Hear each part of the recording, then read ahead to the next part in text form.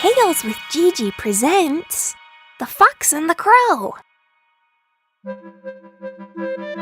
Once upon a time, a crow was perched on a branch, holding a piece of cheese in his beak. A fox looked up and saw him. His tummy rumbled. He thought to himself, I do love a nice bit of cheese. Now the crafty fox, who could smell that delicious cheese, walked up to the tree. He said in a sneaky voice, Good day to you, Mr. Crow. How well you look today. I have never seen such a silky set of feathers. And what a beautiful color, so luscious and dark.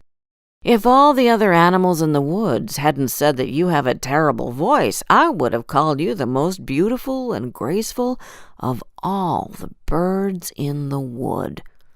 But it can't be true what they say. I'm sure that your voice must be just as good as your looks. Oh, if only I could hear it. The crow, flattered to hear such kind words, couldn't resist the desire to show off his voice. He opened his beak, and at that very moment, the cheese fell out. Thank you, the fox said, and quickly grabbed the cheese. That's just what I wanted.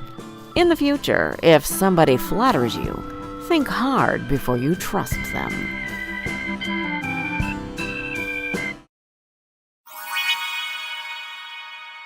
Did you like this story? Download our storytelling app, Tales with Gigi, where you can find more than 30 other fairy tales and fables which can come in handy during feeding time, bedtime, or on road trips.